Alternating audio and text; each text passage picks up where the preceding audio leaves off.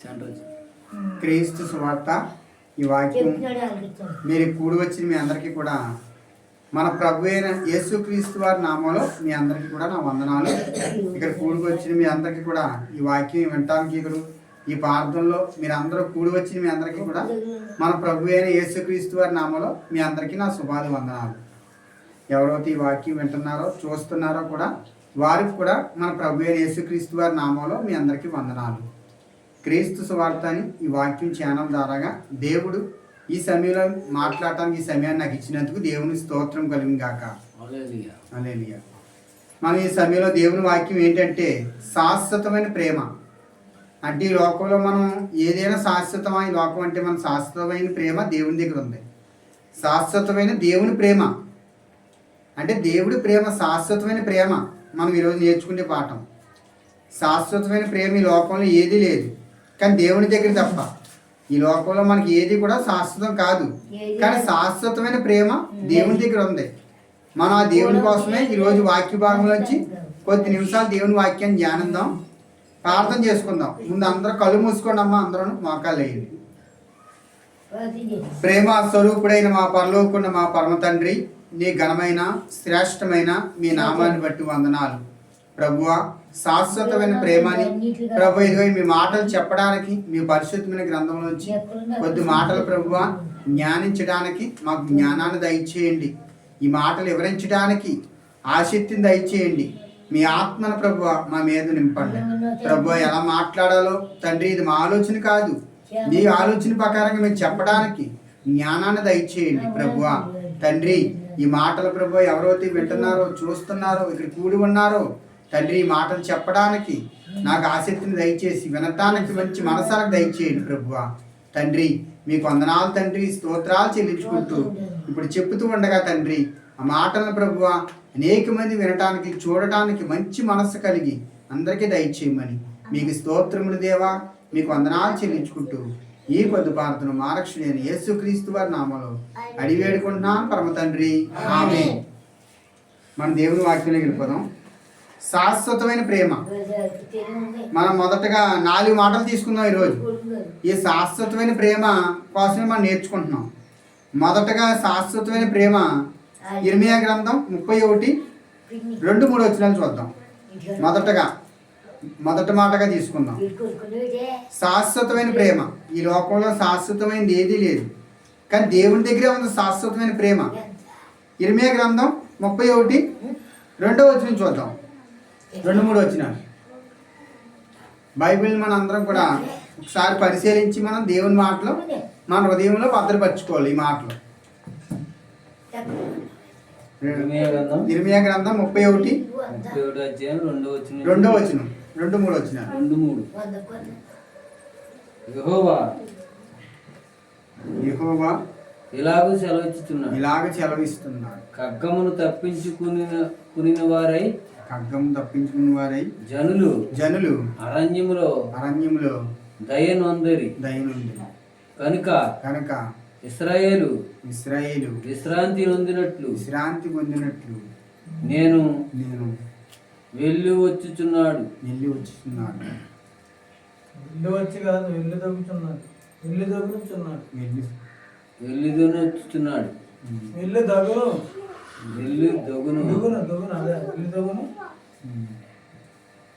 చాలా కాలము కిందట యెహోవా నాకు ప్రత్యక్షమై ఎట్లాను శాశ్వతమైన ప్రేమతో నేను నిన్ను ప్రేమించుచున్నాను గనుక ఎడవక నీ ఎడల కృప చూపుచున్నాను. దేవుడు మనల్ని ఎడవక అంటే ఈ రోజుల్లో మనిషి మరణించగానే ఏమైపోతాడు, తీసుకెళ్ళి పడేస్తారు. ఖడ్గముతో అంటే మనం ఏదో రోజున ఖడ్గంతో మరణించి పడతాం, ఏదో రోజున మనం మరణానికి మనం వెళ్ళిపోతాం. కానీ శాశ్వతమైన ప్రేమ ఈ లోకంలో లేదు. ఏదో రోజున మన జీవితాన్ని విడిచిపెట్టి మనం వెళ్ళిపోవాల్సి వస్తాం. కానీ దేవుడిని ఎడవక ఎడబాయుడైన శాశ్వతమైన ప్రేమ దేవుని దగ్గర ఉంది. ఈ రోజుల్లో మనుషుల్లో ప్రేమ లేదు. ఈ లోకంలో నువ్వు కొద్ది రోజులే నువ్వు నటిస్తావు, ఒక తండ్రిలాగా, ఒక కొడుకులాగా, ఒక చెల్లిలాగా కుటుంబంలోని. కానీ ఇది శాశ్వతం కాదు. ఈ ప్రేమ నీకు శాశ్వతమైన ప్రేమ ఎవరి దగ్గర ఉందో? తండ్రి అయిన దేవుడి దగ్గర ఉంది. ఆయనే సాక్షాత్తు యెహోవా. ఆయన మాట్లాడుతున్నాడు, ఏమంటున్నాడు తెలుసా? శాశ్వతమైన ప్రేమ, నేను ఎడవను ఎడబాయను అంటున్నాడు. ఈ ప్రేమ, ఆయన కృప నీకు నిత్యం ఉంటుంది. ఆయన దయ నీ చేతిలో ఉంటుంది. దయ అంటే దయ చూపితే ఉంటాడు నేను. నువ్వు బ్రతికి దినాలన్నీ కూడా మన దయ, ఆయన దయ ఉంటేనే మనం చూడగలుగుతావు. ఆయన దయ ఉంటేనే నువ్వు బ్రతకగలుగుతావు. శాశ్వతమైన ప్రేమ. మన లోకాసు సువార్త 12:17 చూద్దాం. ఈ శాశ్వతమైన ప్రేమ ఈ లోకంలో ఎలా ఉందంటే, అనేక మంది చూడు ఆస్తిని కూర్చుకుంటారు. అనేక సంవత్సరాలు ఉంచుకోవాలి, బ్రతకాలి గొప్పగాని, అనేక సంవత్సరాలు బాగుపడాలి అని ఆస్తిని ఏం చేస్తారంటే సమకూర్చుకుంటూ ఉంటారు అనేక మంది. 17వ వచనం. ఈ వచనం చూద్దాం. యేసుక్రీస్తు వారే మాట్లాడుతున్నారు శిష్యులతో. 12:17 వచనం. శాశ్వతమైన ప్రేమ అని మనం ఈరోజు నేర్చుకుంటున్నాం. ఇది రెండో మాటగా తీసుకుందాం.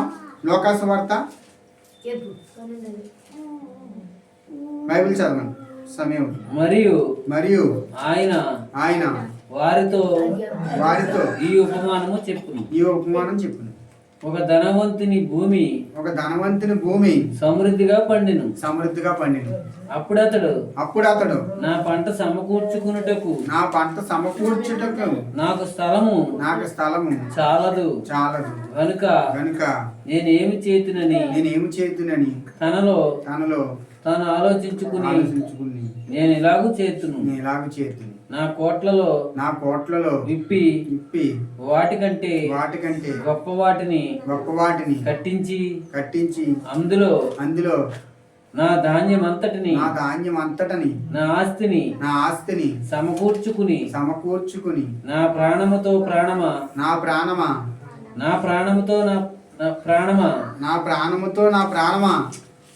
అనేక సంవత్సరములకు విస్తారమైన ఆస్తి నీకు సమకూర్చబడి ఉన్నది. చాలు, దేవుని స్తోత్రం కలుగుగాక. ఆమేన్.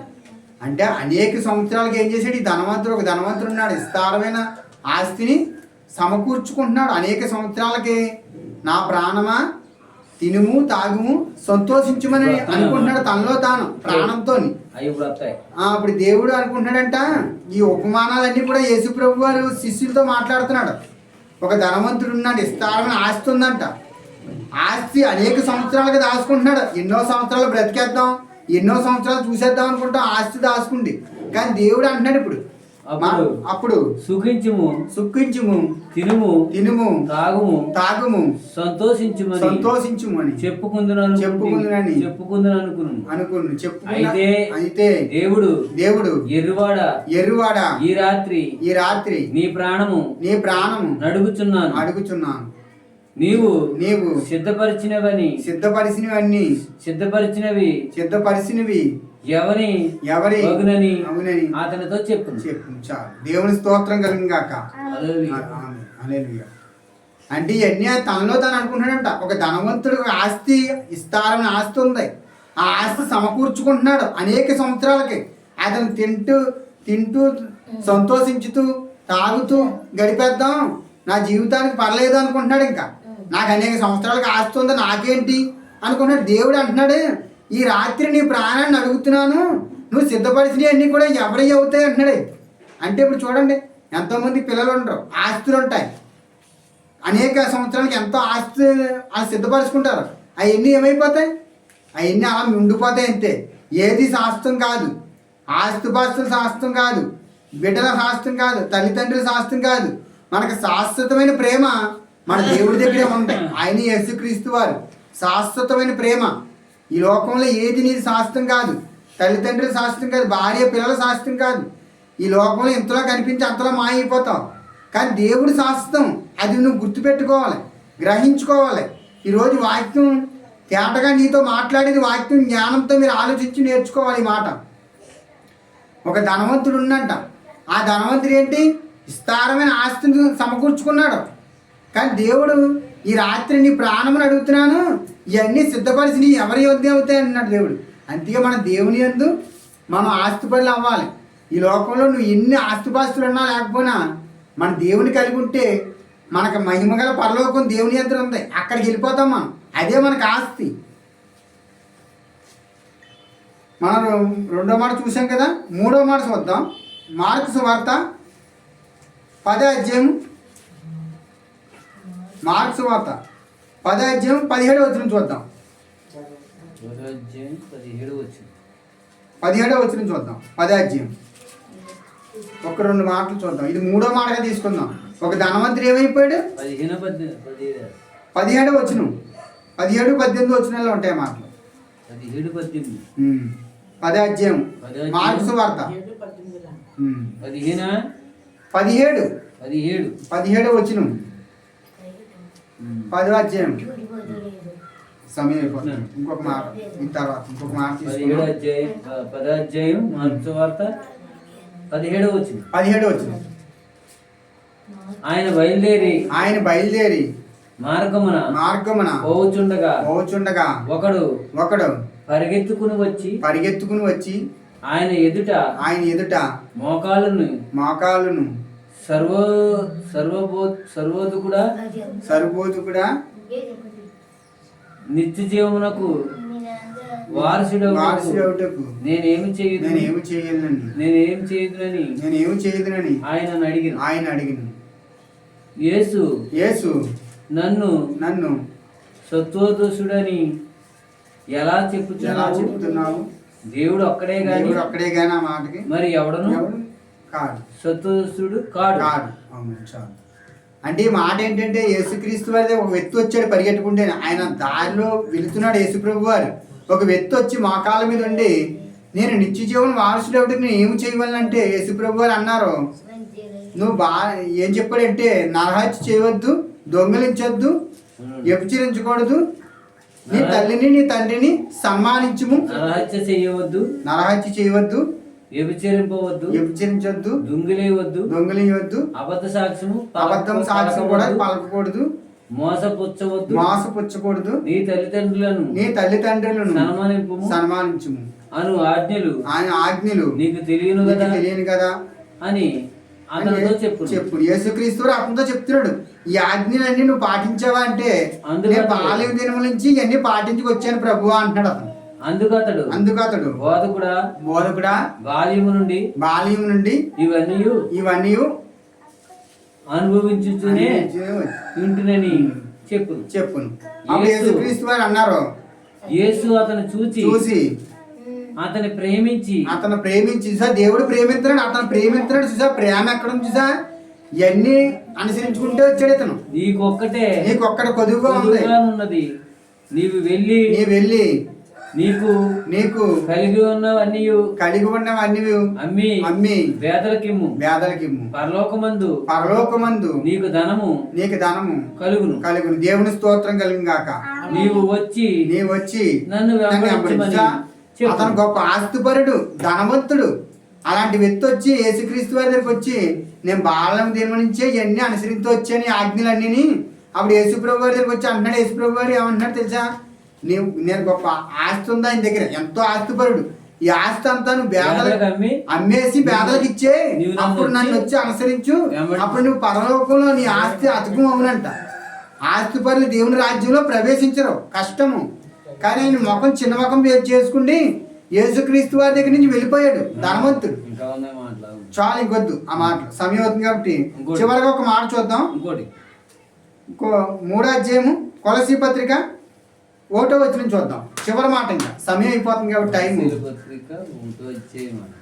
3వ అధ్యాయము 1వ వచనం, 1, 2 వచనాలు.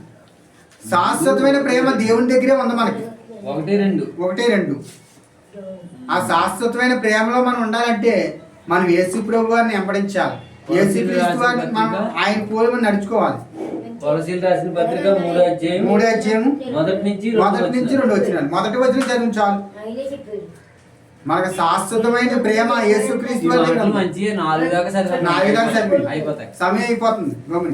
దేవుని స్తోత్రం కలిగిన గాక. మీరు క్రీస్తుతో కూడా లేపబడిన వారైతే పైనున్న వాటినే వెతుకుడి. ఇక్కడ అక్కడ క్రీస్తు దేవుని కుడిపార్శ్వమున కూర్చుని ఉన్నాడు. దేవుని స్తోత్రం కలిగిన గాక. ఆమేన్. పైనున్న వాటి మీద మనం పైనున్న వాటిని వెతకాలి. పైన అంటే ఏంటి? పరలోకంలో దేవుని రాజ్యం ఉంది, అది వెతకాలంటాడు దేవుడు. భూ సంబంధమైన వాటి మీద మనసు పెట్టుకోకూడదు. చాలు. భూ సంబంధమైన ఏంటి? భూమి మీద మనకి ఎన్నో ఉన్నాయి. ఇంకో ఇల్లులు ఉన్నాయి, ఆస్తులు ఉన్నాయి, ధనం ఉంది, బిడ్డలు ఉన్నారు, కుటుంబం ఉంది. ఇవన్నీ కూడా భూ సంబంధమైన వాటి మీద మనసు పెట్టుకోకూడదంట. మనం మనసు పెట్టవలసింది ఎక్కడ? పర సంబంధమైన పరలోకంలో దేవుడి రాజ్యం కొరకు మనసు పెట్టాలి. దాని కొరకు పెట్టాలంటాడు దేవుడు. తర్వాత వచ్చించాము. ఏలనగా మీరు మృతి పొందితిరి. మీ జీవము క్రీస్తుతో కూడా దేవుని యందు దాచబడి ఉంది. మనం మరణించినా కూడా అందుకే మొదటగా మనం ఏమన్నాం? మనం శాశ్వతమైన ప్రేమ దేవుని దగ్గర ఉంది. ఇప్పుడు మనం చనిపోతే పాతి పెట్టేస్తారో లేకపోతే వదిలేస్తారో శవాన్ని తీసుకెళ్ళి, కానీ దేవుడు విడిచిపెట్టే దేవుడు కాదు. నువ్వు మృతి పొందినా కూడా ఆయన ఎద్దకు వెళ్ళిపోతామని దేవుడు స్పష్టంగా మాట్లాడుతున్నాడు కొలసీ పత్రికలో. మనకు జీవమై ఉన్న క్రీస్తు ప్రత్యక్షమైనప్పుడు మీరును ఆయనతో కూడా మహిమయందు ప్రత్యక్షపరచబడుదురు. దేవుని స్తోత్రం కలిగాక. అంటే మనం మరణించినా కూడా మనం ఆయన దగ్గరికి వెళ్ళిపోతాం. ఈ నమ్మకం, ఈ విశ్వాసం నీ మనలో ఉండాలి. ఎందుకంటే శాశ్వతమైన ప్రేమ భూమి మీద లేదు, శాశ్వతమైన ప్రేమ దేవునిలో ఉంది. ఆ ప్రేమ కావాలంటే మనం ఏం చేయాలి? భూమి మీద ఉన్నప్పుడే దేవుని కొరకు బ్రతకాలి. నేను విడవను ఎడబాయను అంటున్నాడు దేవుడు, కానీ మనల్ని ఎప్పుడు ఎడబాయుడు, విడవని అంటున్నాడు. అలాంటి దేవుడు మనం కలిగి ఉన్నాం కాబట్టి మనకి శాశ్వతమైన ప్రేమ మన ప్రభు అయిన యేసుక్రీస్తు దగ్గర ఉంది. దేవునికి స్తోత్రం కలిగాక. మన ఈ సమయాన్ని దేవుడు శాశ్వతమైన ప్రేమ మనం చూసాం. ఒక ధనవంతుడు పరలోక రాజ్యం వెళ్ళకపోయాడు, ఆయన గొప్ప ఆస్తిపరుడు, కానీ అలాంటి వ్యక్తి ఏమైపోయాడు? చిన్న ముఖం పెట్టుకుంటే వెళ్ళిపోయాడు. నేను గొప్ప ధనికుల్ని, ధనవంతుని అన్నాడు. ఈ సమయాన్ని దేవుడు ఇచ్చినందుకు దేవుడి స్తోత్రాలు కలిగి ఆయన చెప్తూ మనం ఈ మాటలు ముగిస్తూ ప్రార్థన చేసుకుందాం. అందరూ కళ్ళు మూసుకోండి, అందరూ మోకాళ్ళు వేయండి. మన ప్రభు అయిన యేసుక్రీస్తు వారు ఈ సమయంలో దేవుడు ఈ మాటలు మనకి ఎన్ని అప్పచెప్పినాడు, ఈ వాక్యం ద్వారా మనతో మాట్లాడాడు ఆయన. ఈ సమయంలో ప్రార్థన చేసుకుంటే ఈ మాటలు ముగిస్తున్నాను. కళ్ళు మూసుకోండి. మహాపరిశుద్ధుడైన మా పరలోకున్న మా పరమ తండ్రి, నీ ఘనమైన శ్రేష్టమైన మీ నామాన్ని బట్టి వందనాలు దేవా. ఈ సమయంలో ప్రభువా ఇగో తండ్రి, దేవా తండ్రి, మీరు మాట్లాడిన ప్రతి మాటను బట్టి స్తోత్రాలు. ఇర్మియా గ్రంథం 31లో తండ్రి 2-3 వచనాల్లో మీ మాటలు సెలవిస్తున్నారు ప్రభువా. తండ్రి, ఎడవను ఎడబాయనని దేవుడు ప్రభువా, నువ్వు శాశ్వతమైన ప్రేమ తండ్రి, నీ కృప గొప్పది ప్రభువా. ఈ లోకంలో మనుషులు ప్రభువా మరణించిన తండ్రి ఏమైపోయినా ప్రభువా అంతలో మాయమైపోతారు. మీ ప్రేమ ఎల్లప్పుడూ శాశ్వతమైనది అని మీ వాక్యం చెలవెత్తుంది. మీకు స్తోత్రాలు ప్రభువా. తండ్రి, ఇదిగో లోకా సువార్త తండ్రి 12వ అధ్యాయంలో 17వ వచనంలో తండ్రి, ఒక ధనవంతుడు విస్తారమైన ఆస్తిని సమకూర్చుకున్నాడు తండ్రి ప్రభువా. తిందుము, తాగుదుము, సంతోషించుదామని ప్రాణంతో ఎన్నో మాటలు మాట్లాడుతున్నాడు ప్రభువా. ఈ రాత్రి నీ ప్రాణం అడుగుతున్నాడు అని మీ వాక్యం చెలవెత్తుంది ప్రభువా. ఎన్ని ఎవరికి ఏమవుతాయి ప్రభువా, మేము మీ వల్లే మేము ధనవంతులు అవ్వాలి తండ్రి. భూమి మీద ఏది శాశ్వతం కాదని, మీ ప్రేమ గొప్పదని, మీ ప్రేమే శాశ్వతమని మీ వాక్యం సెలవెత్తున్నారు. వందనాలు ప్రభువా. మీరు మాట్లాడిన మాటను బట్టి స్తోత్రాలు. ఇదిగో ఒక ధనవంతుడు ఉన్నాడు ప్రభువా, విస్తారమైన ఆస్తి ఉంది. అతని ఆస్తి కొరకు ప్రభువా అనేక సంవత్సరాలకు దాచుకున్నాడు, కానీ మీ కొరకు ప్రభువా బ్రతకలేకపోయాడు. మీకు స్తోత్రాలు. మేము ఆరవలే ఉండకన్నా ప్రభువా మీ నీతిని, మీ రాజ్యముని మీ ఎతికే బిడ్డలుగా మేము ఉండాలి తండ్రి. దేవా మీకు స్తోత్రాలు తండ్రి. మీకు వందనాలు చెల్లించుకుంటున్నాం. కొలసీ పత్రికలో ప్రభువా తండ్రి దేవా పైనున్న వాటిల్ని మేము వెతకాలని చెప్పారు ప్రభువా. పైనున్న పరలోక రాజ్యాన్ని మేము వెతికే బిడ్డలుగా మేము ఉండాలి. భూ సంబంధమైన వాటిని మేము మనసు పెట్టకన్నా పర సంబంధమైన పరలోక రాజ్యాన్ని చూసేవారిలో మమ్మల్ని సిద్ధపరుస్తు తండ్రి ప్రభువా. మీరు మాట్లాడిన ప్రతి మాటను బట్టి వందనాలు దేవా. తండ్రి, మీరు అన్ని మాటలు, ఈ మాటలు మా హృదయాల్లో భద్రపరిచి ఈ మాటలు ఈ వారం అంతా మా హృదయాల్లో ఫలింపు చేయమని మీకు స్తోత్రములు దేవా. మీకు వందనాలు చెల్లించుకుంటూ, మీరు మాట్లాడిన ప్రతి మాటను బట్టి మీకు వందనాలు చెల్లించుకుంటూ ఈ సమయంలో ప్రభువా మీకే స్తోత్రములు స్తుతులు చెల్లించుకుంటూ ఈ కొద్ది ప్రార్థన మా రక్షకుడైన యేసుక్రీస్తు వారి నామములో అడిగి వేడుకుంటున్నాం పరమ తండ్రి. ఆమేన్. అందరికీ కూడా